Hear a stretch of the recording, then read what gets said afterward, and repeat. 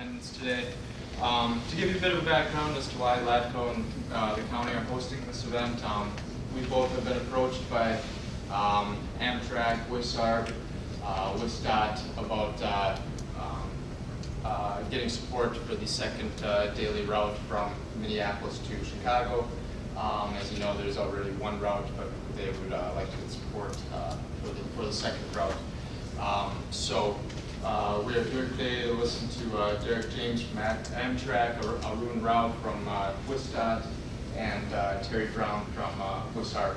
They'll give us just some background as to why it would be a positive thing for the area to have this second daily route. I guess without any further introduction, I'll let. Good morning, everybody. I am Arun Rao, the passenger rail manager at Wisconsin DOT. Well, thanks so much for being here. I'm glad to be back in LaCrosse. I've been coming to LaCrosse for quite a long time. Before I was from the rail section at WisDOT, I was the MPO liaison for LaCrosse, working with Jackie and Tom Faella at the time. So it's great to be back here. And I'd like to start by talking a little bit about WisDOT's rail program, passenger rail program investments before getting into the TCMC, which is what we're here to talk about today. That's the Twin Cities, Milwaukee-Chicago project. WisDOT contracts with Amtrak to operate the Amtrak Hiawatha Service, and that is a route that is under 750 miles. So all routes across the country under 750 miles have to be state supported. We're one of 18 states and joint powers authority across the country that support passenger rail routes, regional passenger rail routes.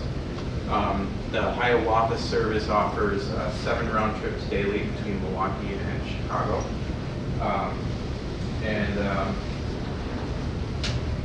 We have a great working partnership with Amtrak, and we're seeing great performance in that program. So our ridership is just going through the roof.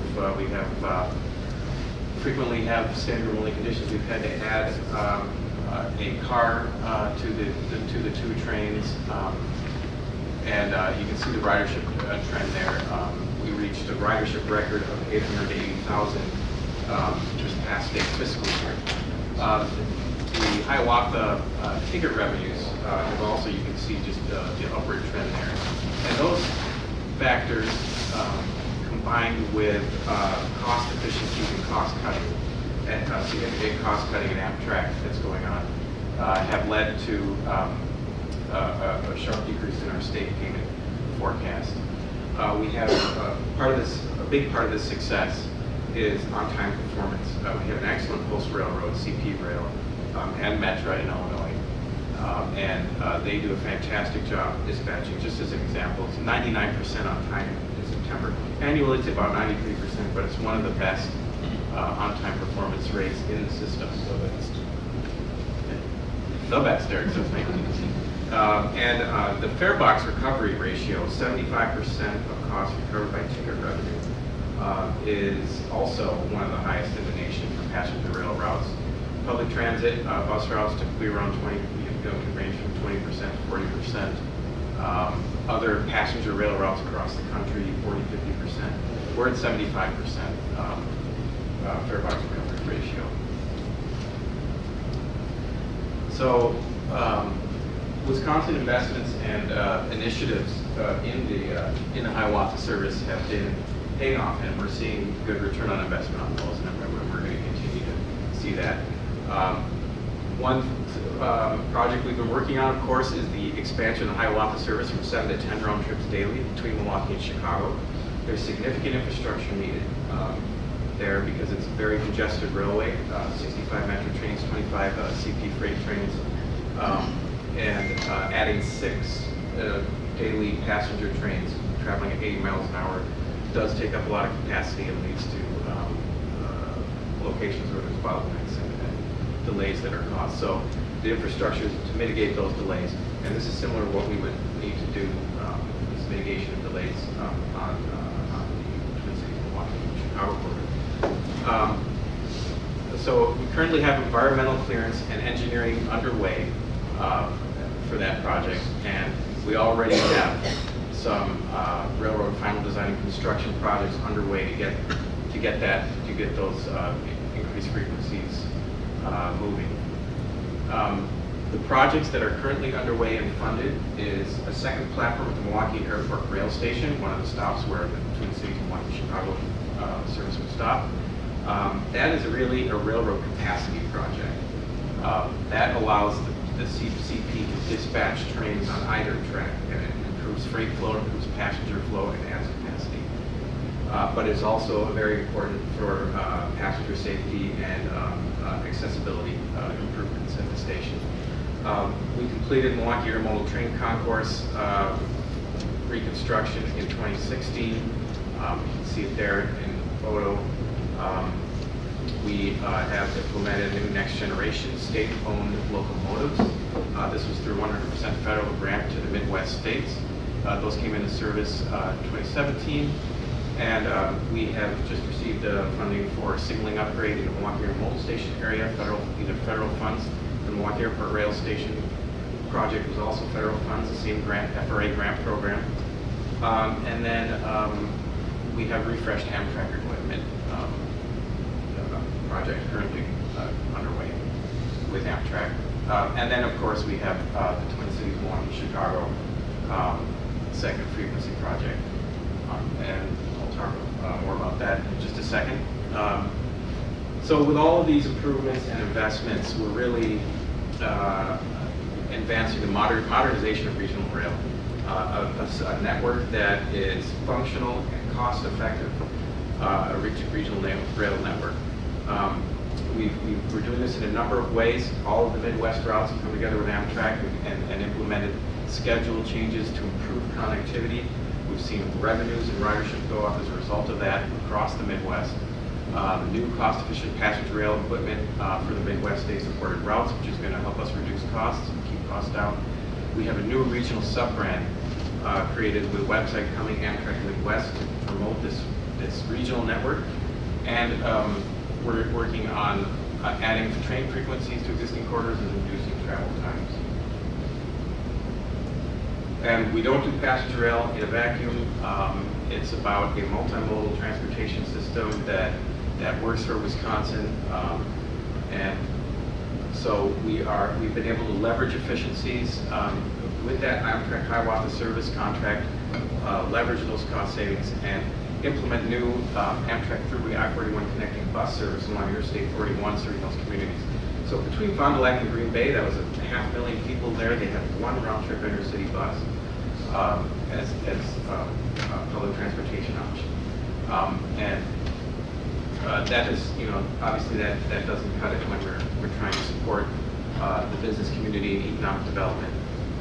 And so we were able to do this thanks to efficiencies with Amtrak and our Hiawatha Service contracts. It adds 2 additional daily round trips between Green Bay and Milwaukee with timed connections to Chicago on Amtrak Hiawatha trains. And this enables a same-day round trip between the Fox Valley and Chicago. And it also serves Mitchell International Airport. So getting to the Twin Cities Milwaukee-Chicago second train project and what it is and how it could impact the greater LaCrosse area. So the existing Amtrak Empire Builder, it's a long-distance train, Chicago to Seattle, Portland. It has no state support. It's funded through Amtrak's federal appropriation, and it offers 1 round trip per day with Wisconsin stops in those 6 communities there. Interesting thing is over 100,000 riders annually are on this segment, Chicago-St. Paul segment, and that is a high number for a long-distance service. That is a high number for that segment.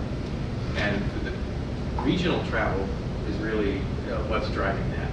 And that segment accounts for 25% of the overall ridership on the entire route. 70% of the on-outs at Wisconsin stations, at those Wisconsin stations, are traveling within that Chicago to St. Paul segment.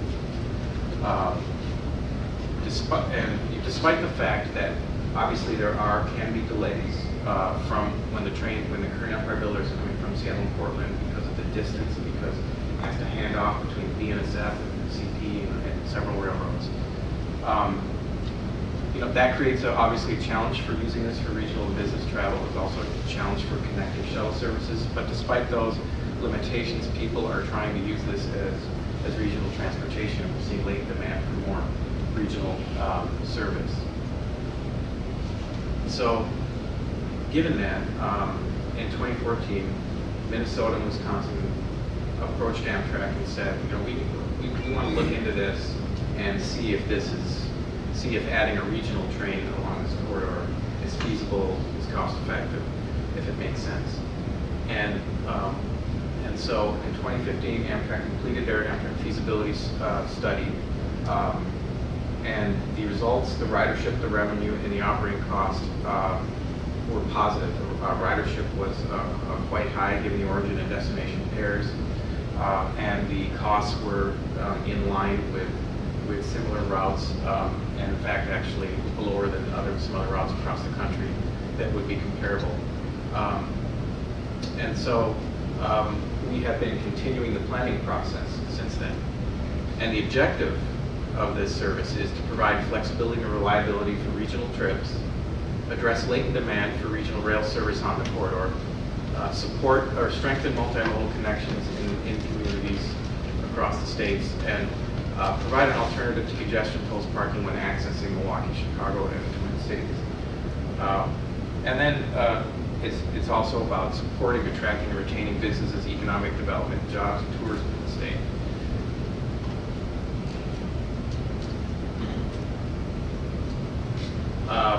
So what this additional regional train would have is, again, it's one additional round trip serving all of the Empire Builder stops between Chicago and St. Paul Union Depot.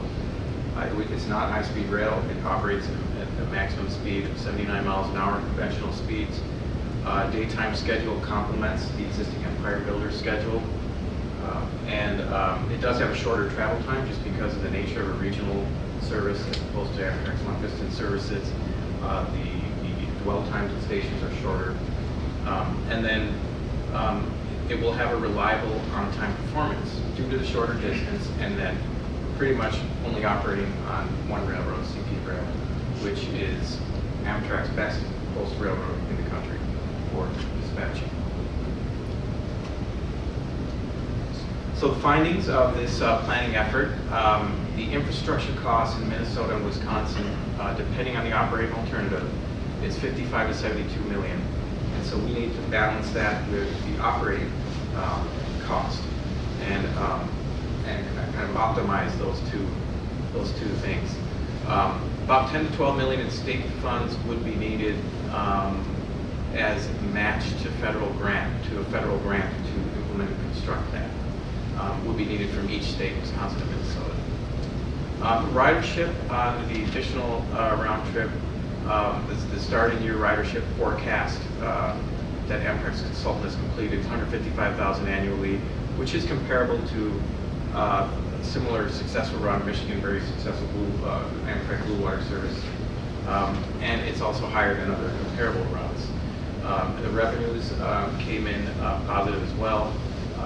This, again, would be a state-supported corridor like the Hiawatha Service, so would require some operating support, operating costs minus revenues, to be split among the states. And in that table, you just can see some highlights there of the service.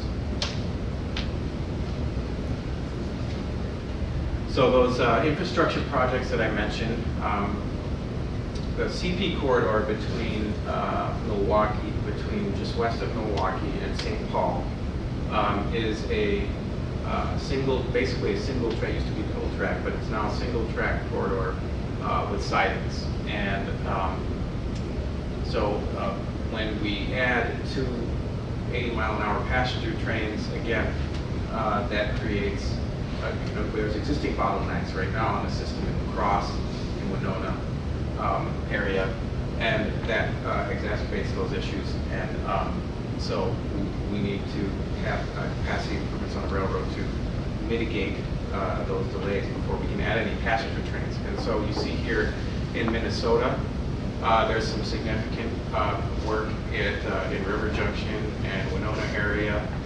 In LaCrosse, there is rebuilding of a pre-existing second main track through the central LaCrosse area and extending the LaCrosse Yard of Lee to the west. And then there is a potential a need to lengthen siding at Madera just to the east of LaCrosse.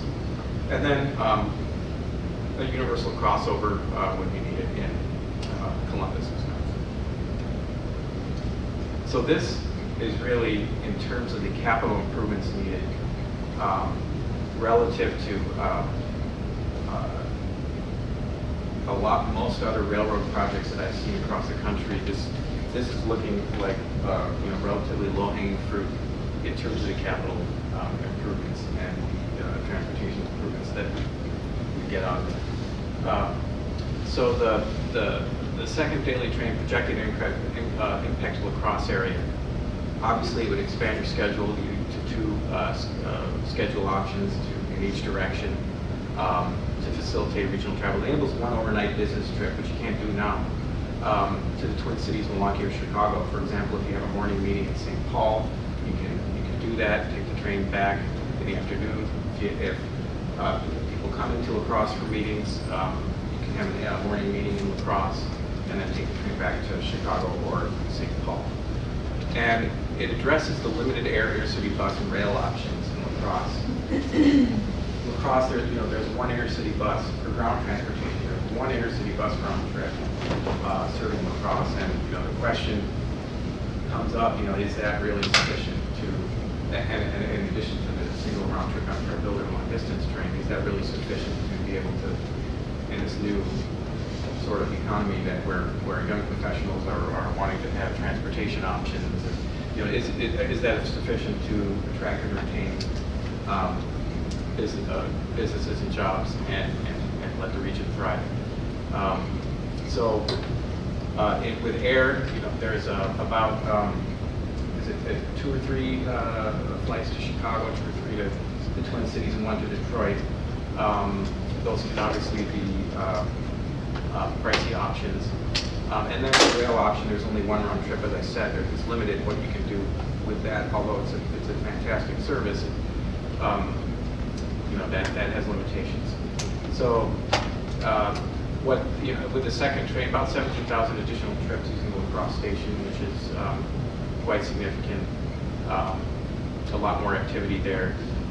And then you have the schedule there with the existing service and the new train. Now that schedule is subject to change. I think there's going to be an effort to try and space it even further from the Empire Builder schedule, but more or less an earlier afternoon mid-afternoon trip to St. Paul, an afternoon departure to Chicago, and then from Chicago, a morning departure from Chicago to LaCrosse, and from St. Paul,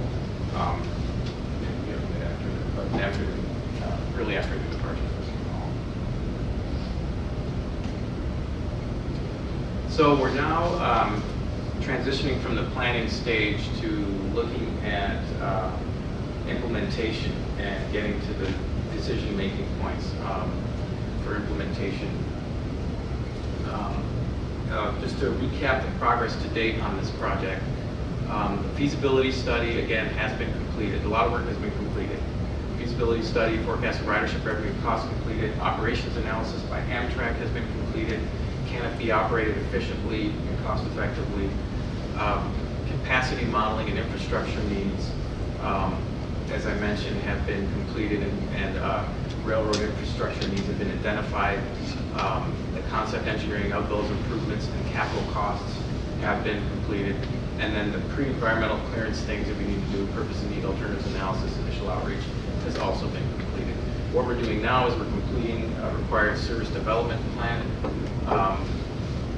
which updates all those numbers to the latest numbers, and benefit cost analysis, which is very important to WisDOT. We want to make sure any investment has a strong benefit cost and return on investment, and then environmental surveys for projects is ongoing. And the next steps that later this fall and into the spring, we'll ultimately completing that environmental clearance, and then working with CP Rail toward an agreement and a memorandum of understanding on what those infrastructure is. If the states, Minnesota and Wisconsin, decide to move forward to implement the service, then the next step would be to complete and submit a federal grant application for final design and construction. Depending on many things, if states can identify and secure matching funds, if the benefit cost or return on investment comes out well, that could be as early as summer of 2020 or later. There are several federal grant programs right now that are out there that this would fit under. So what is needed for a grant application? Obviously, the matching funds from the states, Amtrak, and local partners, and then the matching fund target is approximately $30 million to have a competitive federal grant and leverage those significant federal funds to come to this region.